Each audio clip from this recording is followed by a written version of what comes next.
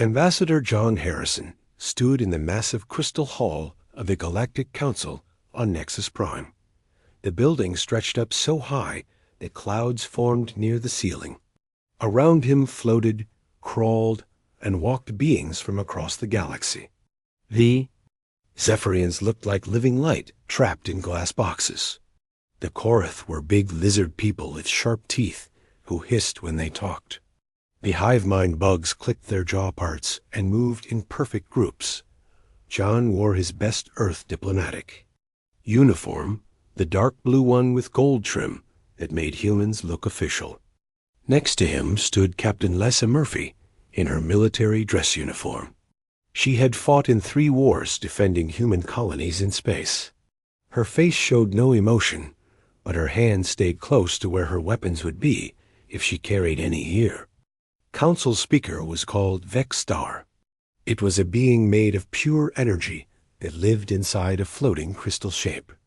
When it spoke, the words came through quantum frequencies that made the air itself vibrate. Every species in the galaxy had learned to fear that voice over the past 1,000 years.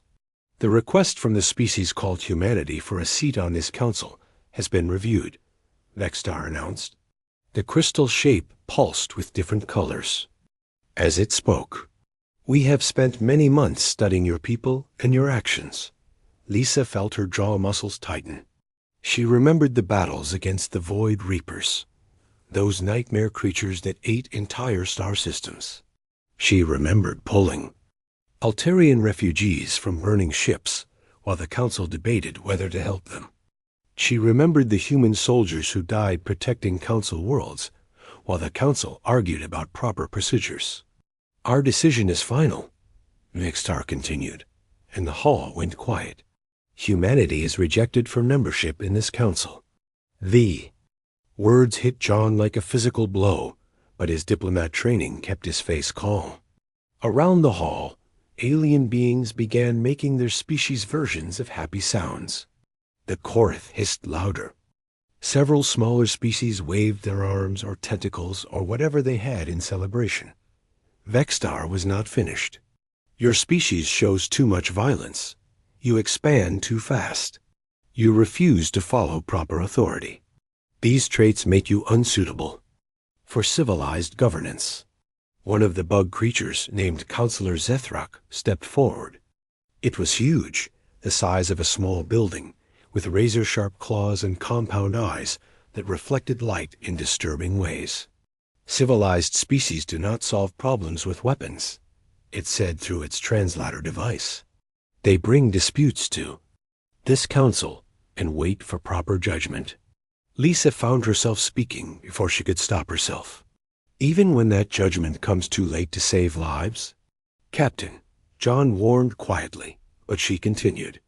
"The Altarian genocide would have been complete if we waited for council approval. The Void Reaper invasion of the Kepler sector would have eaten 6 worlds.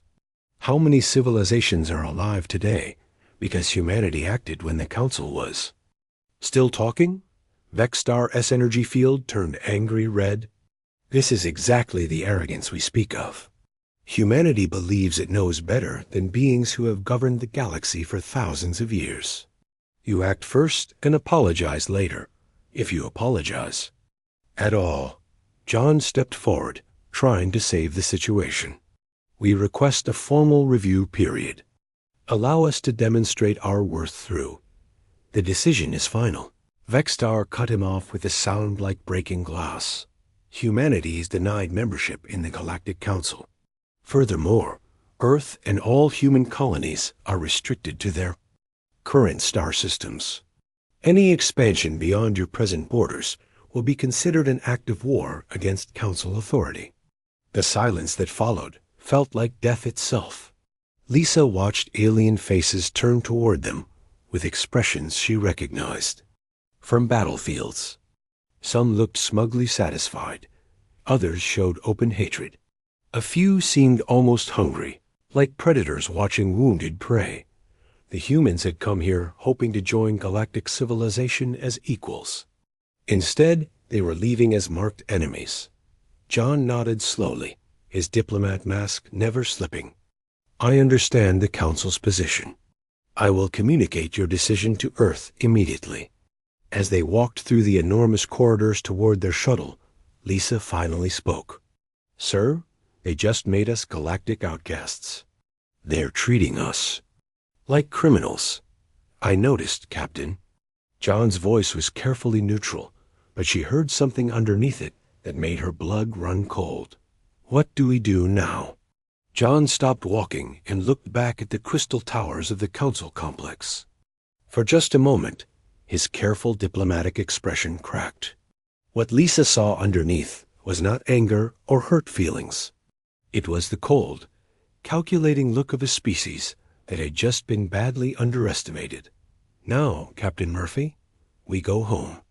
And we give Earth's leaders some very interesting information about how the galaxy really sees us." The shuttle bay was enormous, built to handle ships from hundreds of different species. Their human shuttle looked small and primitive next to the exotic vessels around it. But Lisa noticed something the aliens probably missed. Their shuttle had military-grade armor hidden under its diplomatic paint job. Its engines were twice as powerful as they appeared, and its sensor array could probably map every ship in the bay down to the smallest bolt dot as they lifted off from Nexus Prime. Neither human noticed the small device that had been attached to their hull. It was a Council surveillance probe, designed to monitor humanity's response to the rejection. The Council wanted to make sure the dangerous humans accepted their place quietly. The probe would transmit everything back to Council intelligence services. Every conversation, every plan, every preparation would be recorded and analyzed. The Council leaders felt very clever about this. They would know exactly what the violent humans were planning. It was a decision they would regret for the rest of their very short remaining lives. During the long flight back to Earth, John and Lisa sat in the shuttle's small passenger compartment. Outside the windows, stars streaked past as they traveled faster than light toward home. Neither spoke for several hours. Finally, Lisa broke the silence. "They have no idea what they just did, do they?" John was reading reports on his tablet. Intelligence briefings that would never be shared with the Council. "The Korath think humans are barely civilized because we solved their pirate problem in 6 months instead of 6 years. The Zephyrians believe we're primitive because our technology actually works instead of looking impressive. The bugs think we're stupid because we save lives first and file paperwork later. And Vexstar? Vexstar thinks we're children playing with weapons we don't understand." John looked up from his tablet with that same cold expression. "It has no idea that we've been holding back for 50 years, trying to fit in with their idea of civilization." Lisa felt a chill run down her spine. "Sir, are you saying what I think you're saying?" John returned to his reports. "I'm saying that the Council just told the most dangerous species in the galaxy that we're too dangerous to be allowed in polite society. They've declared us outcasts and enemies." He paused, and when he spoke again, his voice carried the weight of absolute certainty. "They're about to learn the difference between humans trying to be civilized and humans who have stopped pretending." The shuttle continued toward Earth, carrying news that would change the galaxy forever. Behind them, the Council surveillance probe dutifully recorded every word, transmitting it all back to leaders who thought they understood what they were dealing with. They would learn otherwise very soon. 3 months passed after the Council rejected humanity. The same crystal hall on Nexus Prime buzzed with nervous energy. An emergency transmission from Earth had forced the Council into session. The fact that humans could override their communication systems had made several species very uncomfortable. The holographic display flickered to life, but instead of Ambassador Harrison, a woman in military uniform appeared. She stood in what looked like Earth's main command center. President Commander Rebecca Stone wore 4 silver stars on her shoulders. Her gray hair was pulled back in a military style that somehow made her look more dangerous instead of older. Behind her, massive screens showed star maps, fleet positions, and data streams that made several council members shift nervously in their seats. The technology looked far more advanced than anything the Council had seen from humanity before. "Honored members of the Galactic Council," Rebecca began. Her voice carried across space with perfect clarity. "I am Rebecca Stone, Supreme Commander of Earth's United Defense Forces." Speaker Vextar's crystal form pulsed with annoyance. "This is not proper procedure. Earth was told that all communications must go through diplomatic channels." Stone's expression did not change. "Diplomatic channels were tried, Speaker. 3 months ago, you made your position about humanity very clear. Today, I am here to make Earth's position equally clear." Admiral Kevin Brooks stepped into view behind her. His weathered face carried scars from the Titan station siege. His presence alone made the military-minded species in the Council take notice. Brooks was famous throughout the galaxy as the man who had held impossible defensive lines more times than most species had wars. "The Council decided that humanity lacks restraint," Stone continued. "That we are too aggressive, too quick to use violence, too unwilling to submit to proper authority. You have restricted us to our current star systems and declared any expansion an act of war." She paused, and several council members found themselves leaning forward despite their fear. "You are absolutely right." The admission sent waves of confusion through the chamber. This was not the angry protest they had expected from the rejected humans. Humanity is aggressive. We do solve problems with violence when necessary. We do not wait for committee decisions when lives are hanging in the balance. And we absolutely refuse to submit to authority that values proper procedure over actual survival. Stone's voice remained calm and conversational. "The Council has made it clear that these traits make us unfit for galactic civilization." Dr. Helen Carter stepped into the holographic frame. Her research had saved dozens of species from biological weapons and plagues. Her work had earned respect even among Council scientists who normally looked down on human knowledge. "We have spent decades trying to fit into galactic society," Dr. Carter said sadly. "Sharing our knowledge, defending Council worlds, following procedures that often cost lives for the sake of proper paperwork. But the Council has spoken," Stone resumed. "Humanity is too dangerous for civilized space." "Very well. We accept your judgment completely." Speaker Vextar's energy field brightened with what might have been satisfaction. "Then you will obey the territorial restrictions?" Stone smiled, and somehow that expression was more frightening than any threat could have. "Bin. Oh, we will obey completely. In fact, we are going to do exactly what you have asked for. We are going to be the dangerous, aggressive, violent species you believe us to be." The temperature in the Council chamber seemed to drop several degrees. "Effective immediately," Stone announced, "Earth is withdrawing all humanitarian aid to Council species. Our medical teams treating the Andorian plague will return home. Our engineers keeping the Kepler mining station stable will stop working.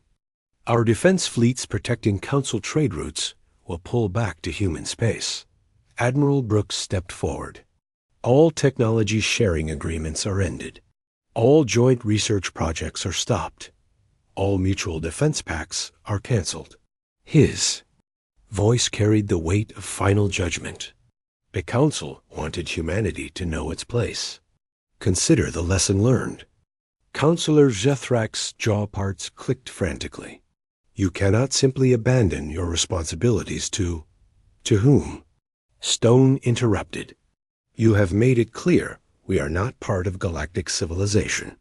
Why would an outsider species have responsibilities to the Council?" Dr. Carter's expression showed genuine sadness. "We had hoped to build something better together. But if the Council sees us as nothing more than violent primitives, then perhaps it is time we stopped pretending to be anything else." The implications were starting to hit different Council members. The Altarian delegate began speaking rapidly in their own language. Their translator was struggling to keep up with what sounded like panic.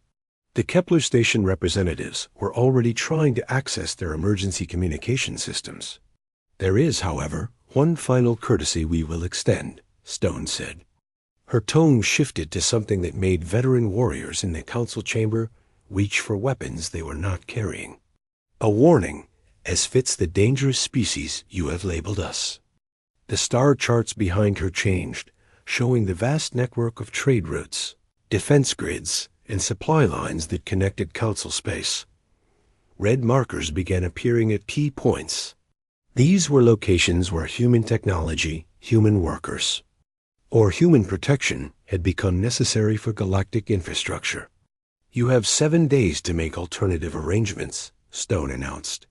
7 days to find new defenders for your trade routes. 7 days to develop new cures for the 17 different plagues our medical teams are currently treating. 7 days to replace the food shipments, keeping 4 different worlds from starving. She leaned forward slightly, and her next words carried the weight of absolute certainty. Because in 7 days, the dangerous, violent, aggressive species known as humanity will be returning to our natural state. And when that happens, I strongly suggest you do exactly what you told us we should do." The pause stretched out, filled with the sound of panicking delegates and emergency communications being started. "Run." The transmission ended, leaving the council chamber in complete chaos. Delegates were shouting in dozens of languages. Emergency sessions were being called. Panic was spreading faster than their fastest communication systems could carry it, but in the sudden darkness where Earth's message had been, the surveillance probe that had been monitoring human space sent its final transmission. It was a data burst that would have terrified the Council if they had been paying attention to anything other than their own panic. The probe had been recording human military preparations for 3 months. What it had discovered was that humanity had been hiding the true size and capability of their forces for decades. The fleet roster it transmitted showed thousands of ships that the Council had never known existed, weapons platforms in deep space that could destroy entire star systems, defense networks that spanned dozens of sectors, military bases hidden in asteroids and dead planets throughout the galaxy, and most terrifying of all, evidence that humanity had been preparing for exactly this scenario for over 50 years. The Council had thought they were rejecting a minor species seeking membership. Instead, they had just declared war on the most powerful military force in the galaxy. The probe's final message included tactical assessments that would have made seasoned military commanders weep. Human technology was not just advanced. It was specifically designed to counter every major species in the Council. Their weapons were built to penetrate Korath armor. Their shields were tuned to deflect Zephyrian energy attacks. Their strategies accounted for hive mind coordination tactics. Humanity had been studying the Council for decades, learning their weaknesses, preparing for the day when diplomacy would fail. That day had finally arrived. Speaker Vextar tried to restore order to the chamber, but it was too late. The carefully maintained balance of galactic power had just shifted dramatically. Council species that had barely acknowledged each other for centuries were suddenly trying to form emergency alliances. Military commands that had not coordinated in decades were attempting to merge their forces, but 7 days was not enough time to replace 50 years of human protection. It was not enough time to develop new technologies to replace human innovations. And it was certainly not enough time to prepare for war against an enemy that had been planning for this moment for half a century. The countdown had begun, and across Council space, those who had dismissed humanity as primitive warmongers were about to learn a terrifying truth. They had never seen humanity at war. They had only seen humanity showing mercy. The 7 days that followed Earth's warning were unlike anything in recorded galactic history. Across Council space, panic spread faster than their fastest ships could carry the news. Species that had existed in comfortable cooperation for centuries suddenly found themselves facing the collapse of everything they had built. On Nexus Prime, Speaker Vextar called emergency sessions around the clock.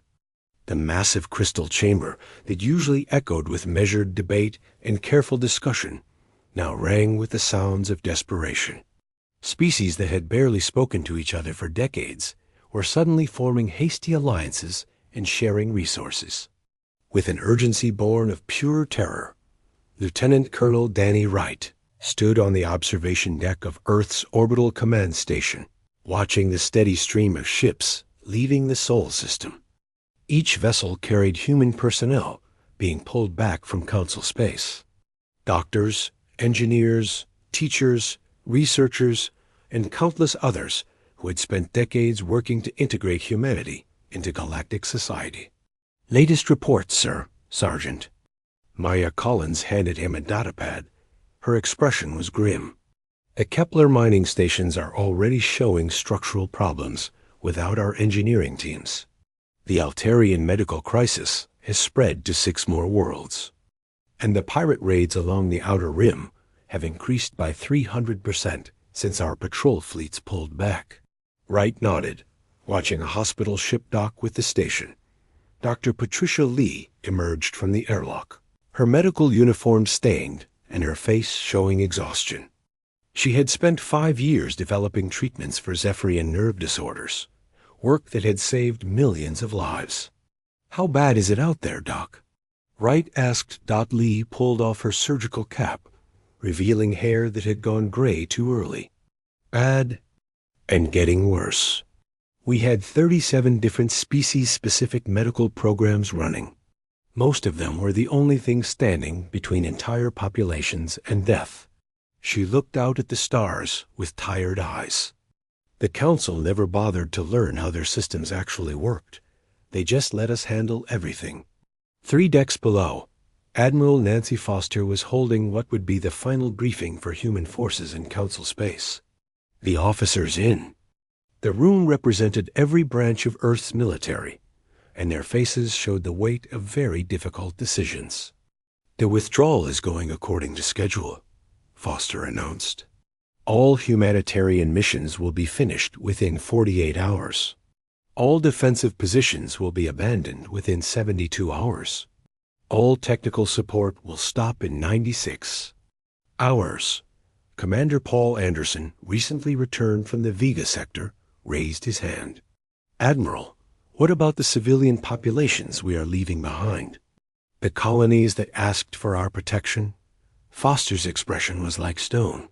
"The Council made it clear that our protection was not wanted. We are giving them exactly what they asked for. A galaxy without human interference." The moral weight of that decision hung heavy in the room. These were people who had spent their lives protecting others, and now they were being ordered to walk away from those who needed them most. Meanwhile, in the depths of human space, facilities that the Council had never known existed were running at full capacity.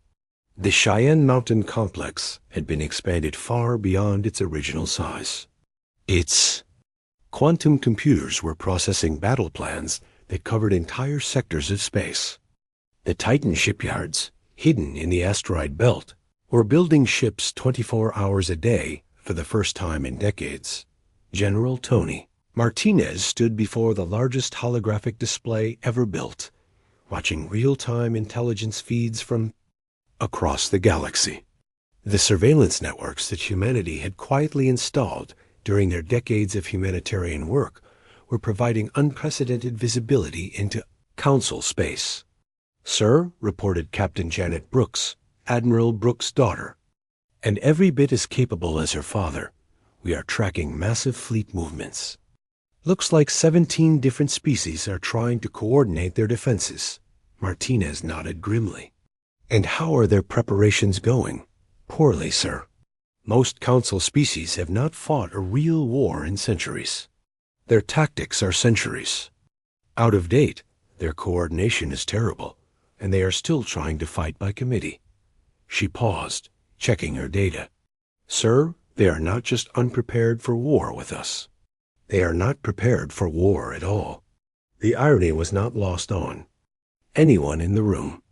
The Council had rejected humanity for being too warlike, but in doing so, they had revealed just how much they had come to depend on human military protection.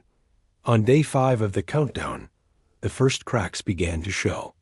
The Korath hegemony, despite their proud warrior tradition, sent secret messages asking for an extension of human protection for their outer colonies.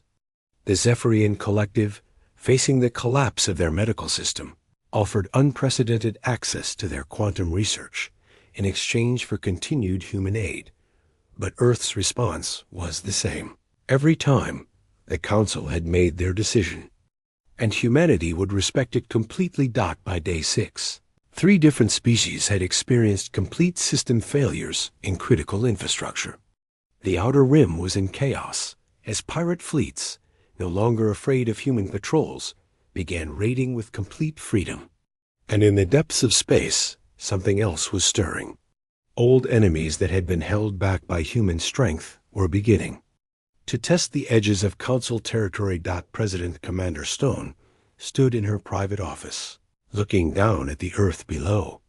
The blue planet that had given birth to the most feared species in the galaxy looked peaceful from this distance, but she knew that looks could be very deceiving. Humanity had always been good at appearing harmless right up until the moment they were not. Her aide, Colonel Alex Thompson, entered with the final intelligence briefing. Ma'am, Council space is in complete disorder. Their emergency fleets are scattered, their supply lines are breaking down, and at least 6 species are close to internal collapse. Stone nodded without turning from the window. And their response to our withdrawal? Mixed, ma'am. Public statements are still calling us a rogue species, but private communications suggest several Council members are beginning to understand what they have lost. Too late for second thoughts, Colonel. The Council wanted to see what humanity looks like when we stop pretending to be civilized. She finally turned, and Thompson was struck by the cold determination in her eyes. Tomorrow, they get there. Wish. In the depths of space, human fleets that had been hidden for decades began moving toward their final positions. Ships with names like USS Defiance, EFS Retribution, and HSV Reckoning emerged from the darkness between stars. Their crews were ready to show the galaxy what humanity looked like when they stopped holding back. But there was something else moving in the dark. Spaces between dimensions. Something that had been waiting for exactly this moment. The void gates, ancient doorways to places that should not exist, began to pulse with malevolent energy. The Void Reapers had been watching, waiting for humanity to lower their guard. For 50 years, human fleets had kept the gates sealed and the creatures beyond them contained. But now those fleets were withdrawing, and the things that lived in the spaces between realities sensed their opportunity. Deep in Earth's strategic command, automated systems began registering the first energy signatures. Alarms that had been silent for decades suddenly came to life.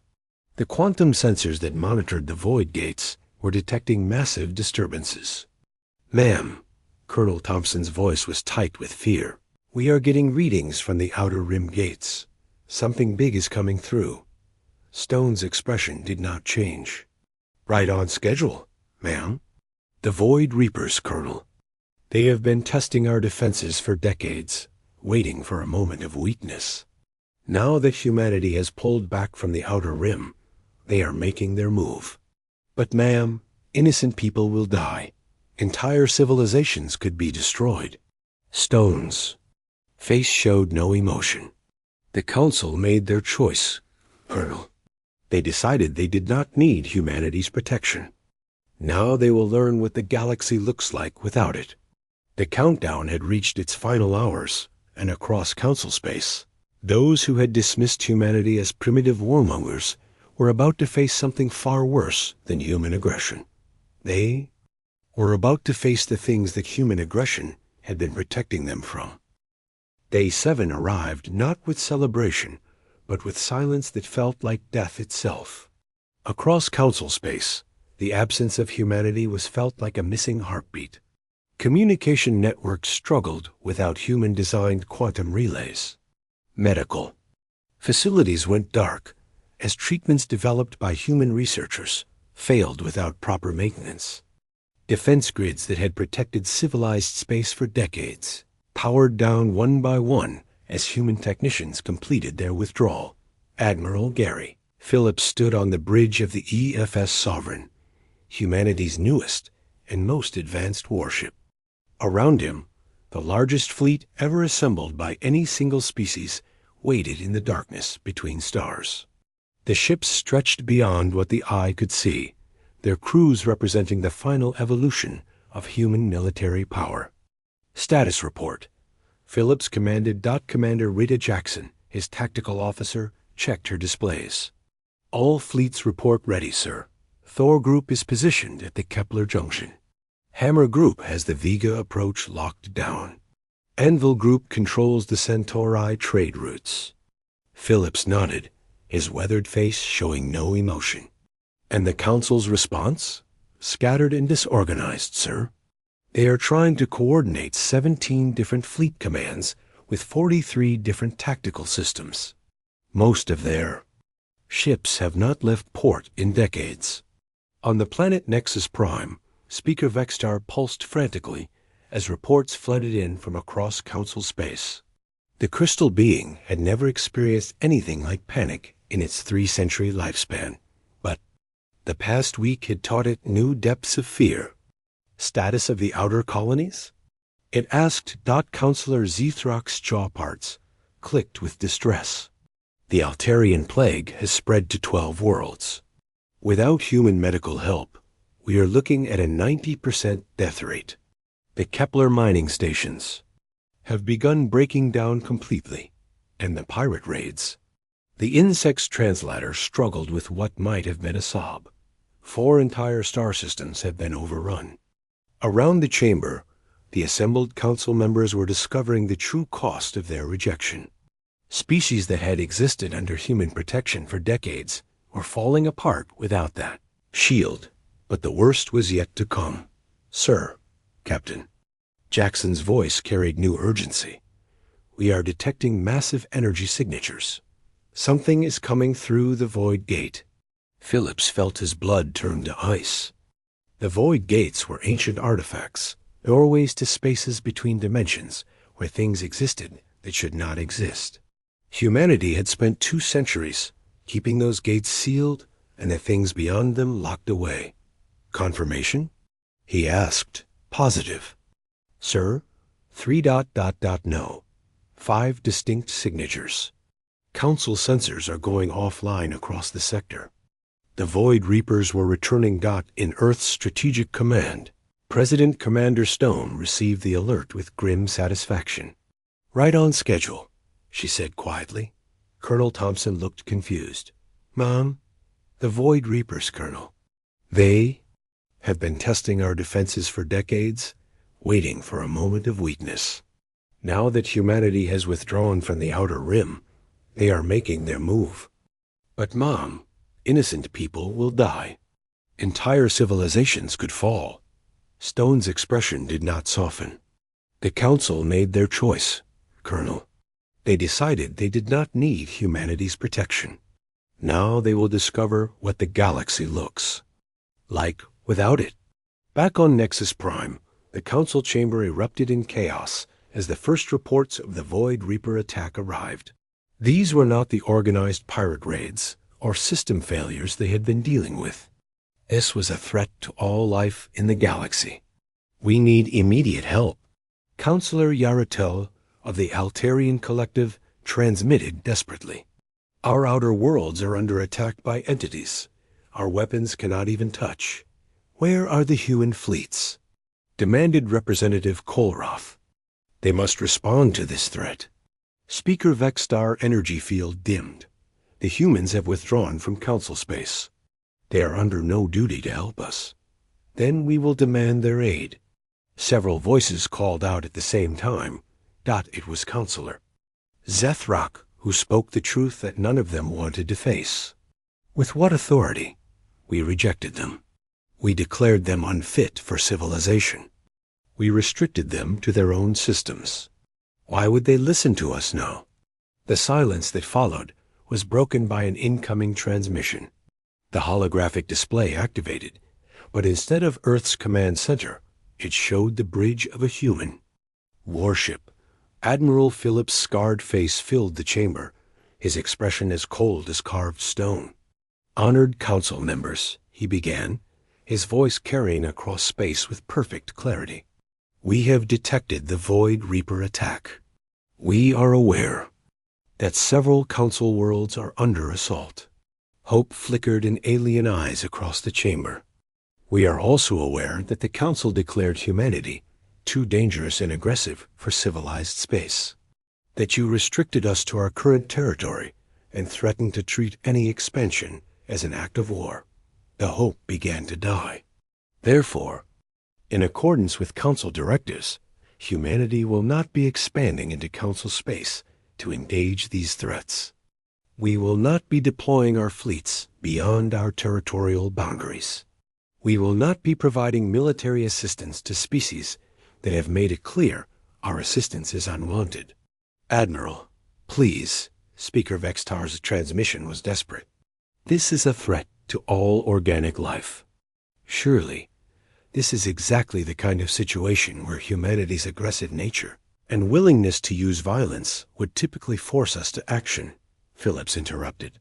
But the Council has made it clear that these traits make us unfit to participate in galactic affairs. We are simply respecting your judgment. He leaned forward slightly, and his next words carried the weight of absolute finality. The Council rejected humanity's seat because we solve problems with violence instead of proper procedure. You now have the opportunity to demonstrate the superiority of your methods. We will be very interested to see how you handle this situation. Through proper diplomatic channels. The transmission ended, leaving the Council in stunned silence. Outside the chamber, across 17 star systems, entire worlds screamed for help that would not come. The Void Reapers, entities of pure evil that existed in the spaces between realities, poured through dimensional gates that humanity was no longer there to seal. The creatures moved through normal space like living nightmares, their very presence warped reality around them. Ships that tried to fight them simply stopped existing, not destroyed, but erased from the universe itself. Entire star systems flickered and died as the Reapers fed on the life force of everything they encountered. And in the darkness between stars, human fleets watched and waited, their crews struggling with orders that went against every instinct they possessed. They were protectors by nature, defenders of those who could not defend themselves. But they were also human, and humans could be ruthless when pushed too far. The Council had wanted to see what humanity looked like when they stopped showing restraint. The lesson was about to begin in the most terrible way possible. On the bridge of the Sovereign, Admiral Phillips watched the tactical display as entire Council fleets were simply erased from existence. His crew looked to him with desperate eyes, begging silently for permission to intervene. Sir, Commander Jackson whispered, we could save them. Our weapons are designed to fight the Reapers. We could, Phillips agreed quietly. But we will not. The Council made their choice. They declared us too dangerous for their society. Now they will face the consequences of rejecting the only species capable of protecting them. He turned to address his crew, his voice carrying to every human ship in the fleet. For 50 years, we have protected a galaxy that looked down on us. We have bled and died for species that called us primitive. We have held back our true nature to fit their idea of civilization. The silence on every bridge was absolute. Today, that ends. Today, we let the galaxy see what it looks like without humanity's protection. And when they come crawling back, begging for our help, they will do so not as equals, but as supplicants. Across Council space. The Void Reapers continued their feast, consuming worlds and civilizations while humanity watched from the safety of their borders. The galaxy was about to learn a lesson it would never forget. Some monsters were worse than others. The Void Reapers consumed 3 council worlds in as many days. The entities moved through normal space like living nightmares, their very presence bending reality around them. Ships that tried to fight them simply ceased to exist, not destroyed, but erased from the fabric of the universe itself. Entire star systems flickered and died as the Reapers fed on the life force of everything they encountered. Admiral Gary Phillips watched the tactical display from the bridge of the Sovereign, his expression carved from stone. Around him, his crew struggled with the most difficult orders they had ever received. They had to watch civilizations die while they possessed the power to save them. "Sir," Commander Rita Jackson reported, her voice tight with emotion, "the Altarian home world has gone dark. We are detecting no life signs from a population of 4 billion. Phillips nodded curtly. "And the Council's response? They have managed to put together a joint fleet of 600 ships. They are trying to engage the Reapers at the Vega Junction." "Tactical assessment?"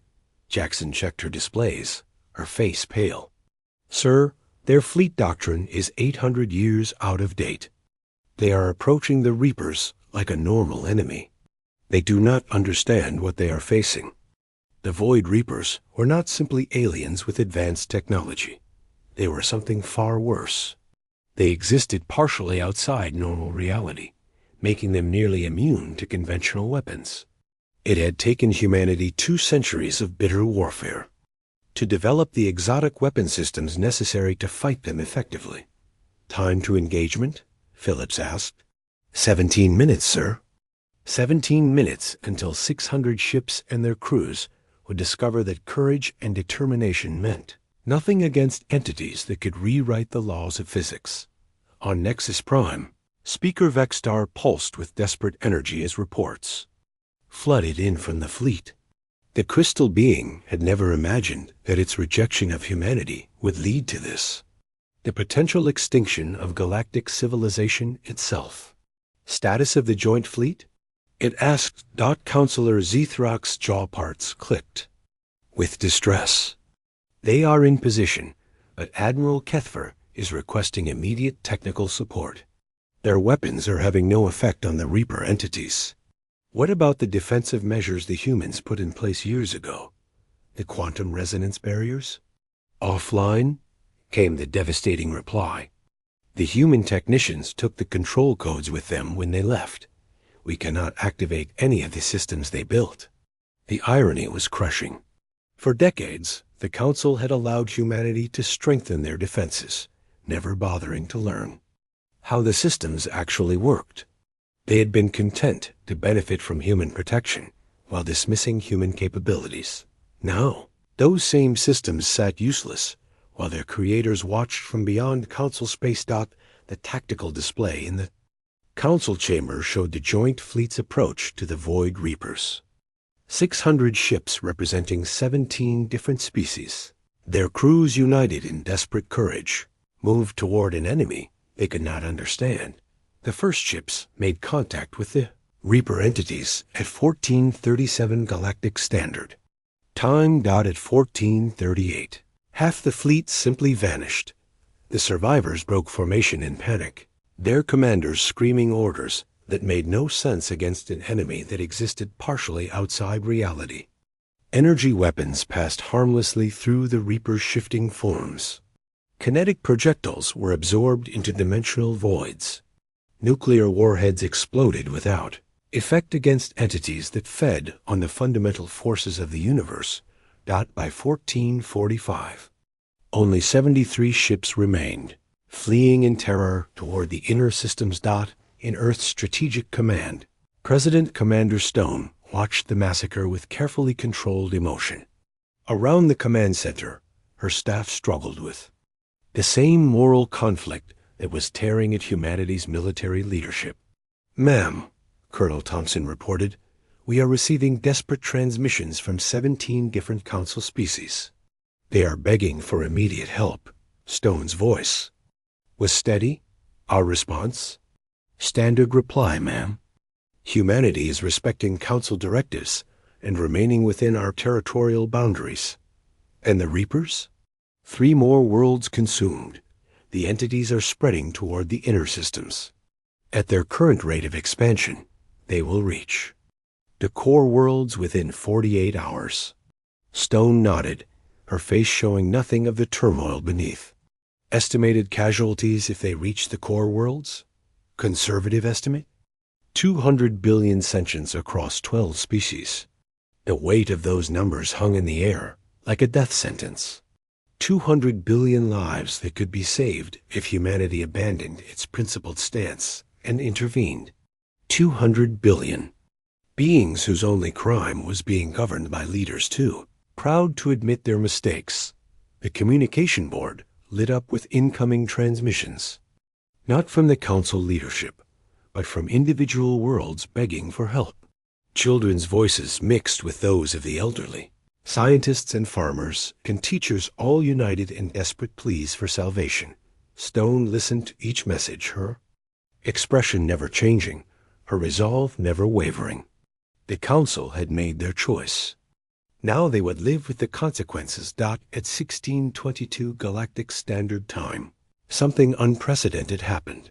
Speaker Vexstar appeared on humanity's communication network, its energy field dim with exhaustion and what might have been humility.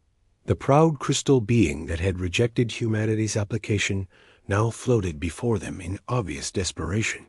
President Commander Stone, it began, its translated voice stripped of all authority. I come before you not as a council speaker, but as a representative of species facing extinction. Stone's expression did not change. Speaker Vexstar, how may I help you? The council was wrong. The admission seemed to cause the energy being physical pain.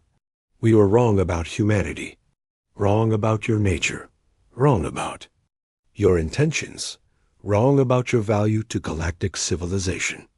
I see. We formally request immediate military assistance against the Void Reaper attack. We are prepared to offer full membership in the council, with all rights and privileges, in exchange for your intervention. Stone was quiet for a long moment, and when she spoke, her voice carried a coldness that made even her own staff uncomfortable.